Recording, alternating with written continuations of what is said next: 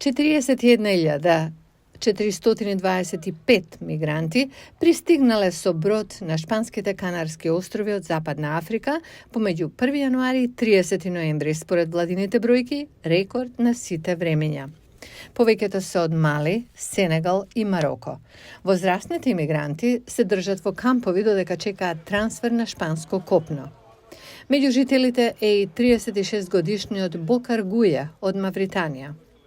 Тие ќе ги дадат билетите за патување до копното на сите, но тоа не е лесно. Секој ќе си го чека редот. Со сите тешкоти на море, мислам дека можеме да бидеме трпеливи. Шпанија се противи на политичкиот тренд против миграцијата во поголемиот дел од остатокот од Европа. Мадрид најави дека планира да нуди визи за 300.000 мигранти без документи секоја година во следните 3 години, што ќе им овозможи да останат и да најдат работа. На Шпанија и се потребни даноците од млади работници за да ги финансира пензиите и здравствената заштита на незиното население, што старее, според министерката за миграција Елма Сайс. Шпанија мора да избере дали да биде отворена и просперитетна земја или да биде затворена и сиромашна земја. И ние го избравме првото.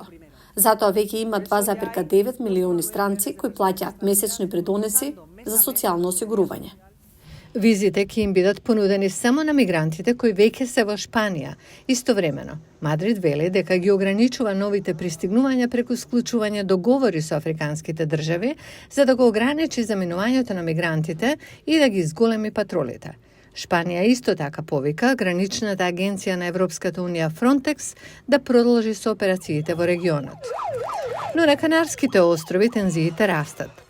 Шпанските жители организираат демонстрации против високиот степен на имиграција. Во моментов не ни требаат имигранти за да работат.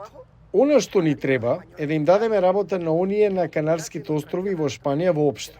Мораме да се грижиме за нашата земја, за нашиот народ, за нашите деца. Да ги охрабруваме да имаат деца, бидејќи ако не, што ќе остане од Шпанија и од Канарските острови? Ќе го загубиме идентитетот. Дебатата за миграцијата е во сенка на трагедии. Патувањето од африканскиот атлантски брег до Канарските острови останува една од најсмртоносните рути до Европа. Агенциите за помош проценуваат дека околу 1000 луѓе умираат секој месец при обидот за премен.